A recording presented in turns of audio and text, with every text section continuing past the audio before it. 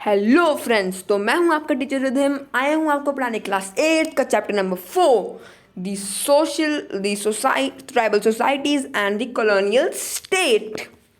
ये हिस्ट्री का chapter number 4 है और जो मैं अभी वीडियो बना रहा हूँ ये पार्ट 5 है इस चैप्टर का। पिछली वीडियोस आप देखिएगा ज़रूर ताकि आपको ये चैप्टर एकदम गहराई से स्मूथली समझ आ जाए। तो अभी हम बढ़ते हैं आगे। तो हमने बहुत सारा पढ़ चुका है, आज हम इस वीडियो में पढ़ेंगे हम सोशल इम्पैक्ट। तो let's begin. The small tracts of land given to cultivators did not produce enough for their families. As a result, some members of the family had to go to far off places in search of livelihood. This resulted in the breakdown of joint family system. अब Britishers को लगा था कि अगर ये लोग सब लोग एक साथ रहे तो ये हमारा खात्मा ही कर देंगे। इनके ये इतने ज़्यादा जंगली हैं कि ये तो हमारा खात्मा ही कर देंगे। इससे डरते हुए उन्होंने सोचा कि हम एक जंगल में कुछ ही लोगों को रहने देंगे और बाकियों को जंगल से बाहर निकाल देंगे। इस वजह से जो जॉइंट फैमिलीज़ में रहते थे ट्राइबल पीपल है ना, उनकी फैमिली के एक पार्ट को दूसरे जंगल में जाना पड़ा। इसकी वजह से उनकी फैमिली का ब्रेकडाउन हुआ, उनका वंश आगे बढ़ने से रुका और इस वजह से जो ट्राइबल पीपल है उनको ब्रिटिशर्स से लड़ने में बहुत ज़्यादा मुश्किल आई। अब ये ब्रिटिशर्स बहुत तो बुरे थे। While some tribals were designated by the British as chieftains, the other were called labourers. The chieftains looked after the reserved land while the labourers provide services. This led to the emergence of classes within the tribal societies. अब आपने पढ़ा होगा अपना SST में कि पहले के जो लोग थे वो जात को मानते थे बहुत ज़्यादा कि ये जात बड़ी है, ये जात छोटी है, हायर क्लास के लोग ये हैं, ये छोटी क्लास के लोग हैं, इनको छूना नहीं है ना। ऐसा अब ब्रिटिशर्स ने क्या किया कि ना उन्होंने दो हिस्सों में डिवाइड कर दिया ट्राइबल पीपल को, चिफेंस और लेबर्स।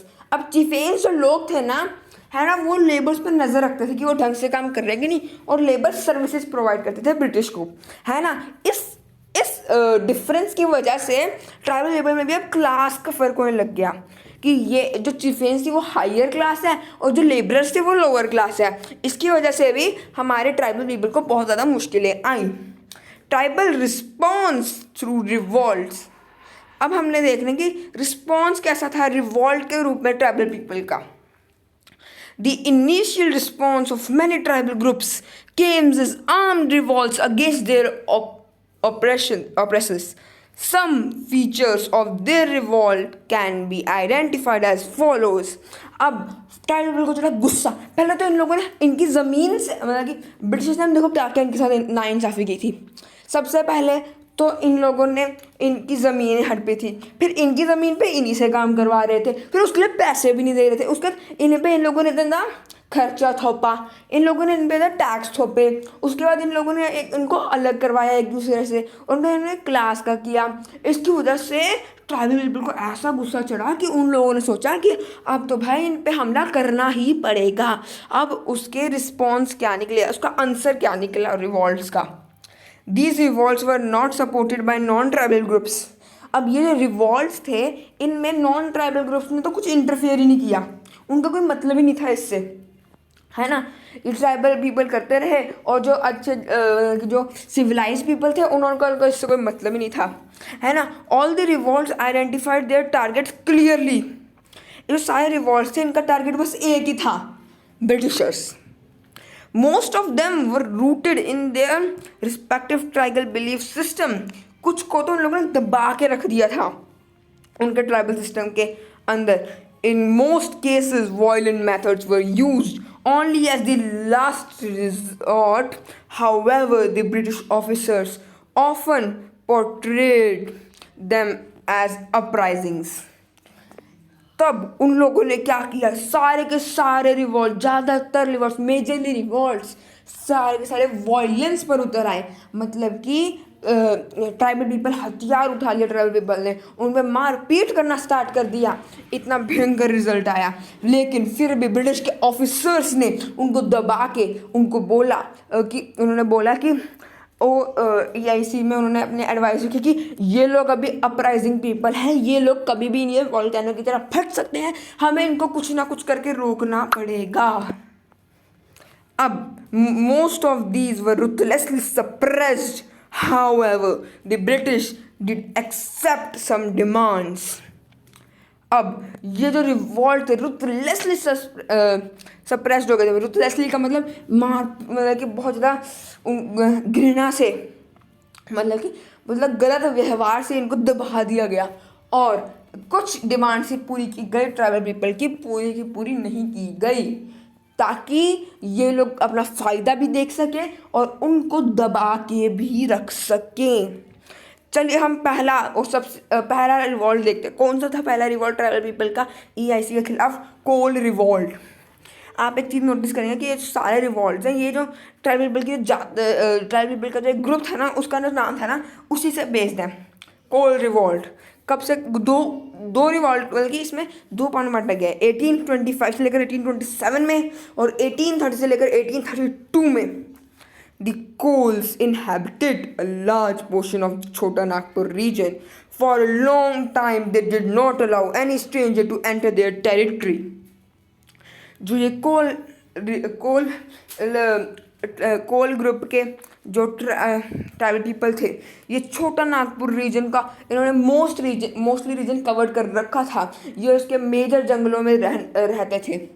ये किसी भी बाहर के स्ट्रेंजर को आने नहीं देते थे अपने ट्राइबल ग्रुप में, ये उनको आने नहीं देते थे। ये वहाँ बहुत लंबे समय से रहते आ रहे थे। The attempt of British official to enter this territory was met with tough resistance. Eventually, the Kols surrendered in 1827. However, they soon joined the revolt of the Mundas in the Chota Nagpur region in 1830 to 1831. ये जो revolt था ये बहुत भयंकर revolt था, क्योंकि Coles किसी को आने थे और ब्रिटिश के ऑफिशियल्स अपना इस फॉरेस्ट पे हक कब्जा करने के लिए बार बार अंदर आने की कोशिश कर रहे थे। फिर ब्रिटिश ने इनको सप्रेस कर दिया, इनको रोक दिया, तो फिर ये सरेंडर तो इन लोगों ने कर दिया। लेकिन आगे जाके 1830 से लेकर 1832 के बीच में छोटा नागपुर रीजन के मुंदाज लोग फिर से इकट्ठा हुए और कोल लोगों ने उनका साथ दिया, इसलिए इसको कोल रिवॉल्ट के अंदर ही माना जाता है। कोल लोगों ने इनका साथ दिया और एक और बड़ी जंग छिड़ी 1830 से लेकर 1831 के बीच में। आगे Soon the rebellion spread over a vast area. After extensive military operations, the revolt was suppressed in March 1832. ये रिबेलियन बहुत ज़्यादा आगे तक स्प्रेड हुआ, बहुत लोग इसमें इनका साथ देने लग गए, लेकिन ब्रिटिश की मिलिट्री आई और उन्होंने इस रिवॉल्ट को सप्रेस कर दिया in March 1832। Remember this date is the most important date. आगे है खोंद रिवॉल्ट। अब जो खोंद रिवॉल्ट है ये हुआ था कोल रिवॉल्ट के बाद। खोंद रिवॉल्ट हुआ था 1846 में। The Khond of Odisha rose in rebellion in 1846। Khond लोग जो ओडिशा में रहते थे उन्होंने 1846 में इस रिवॉल्ट को अंजाम दिया। They feared that the British would appropriate their land, use them as forced labours and impose heavy taxes. उन्होंने देखा कि बाकी जैसे कि ट्राइबल लोगों को ये कैसे सप्रेस कर रहे थे, उनसे काम करवाते थे, उनसे कितना बुरा व्यवहार करते थे। ये लोग नहीं चाहते थे कि इनके साथ ऐसा हो, इसलिए इन लोगों ने तुरंत हमला कर दिया ब्रिटिश लोगों पे। The revolt started with the Khonds attacking the office of captain McPherson. उन्होंने पहला अटैक किया कैप्टन मैकफेरसन के किले पे।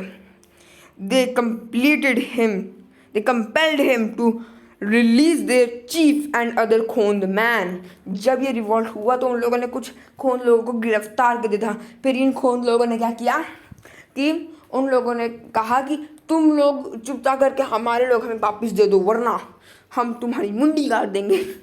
इन 1848 the British entered into a peace settlement, release the Khond chief and appointed him as the head of खोन्स।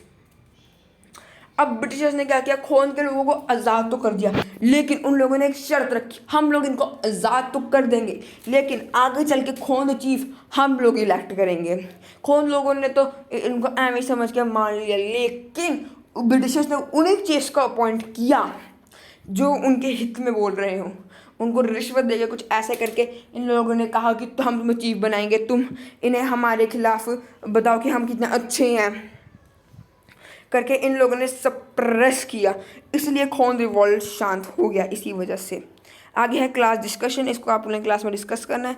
वैसे अभी तो कर नहीं सकते, लेकिन तो अपने फ्रेंड को कॉल करते होगे ना, उसमें से कर लेना है। हाँ, history in depth.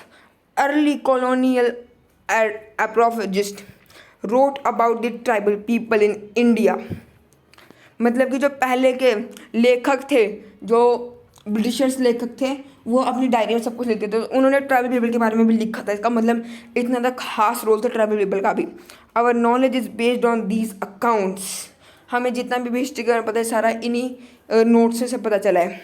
ग्लासफर्ड describe the Maria tribe in 1861। Glassford ने मारिया ट्राइब को डिस्क्राइब किया है। He identified them as inhabitants of western part of Abujamar Mountains. In 1879, Shearing called them Maria of Madhya.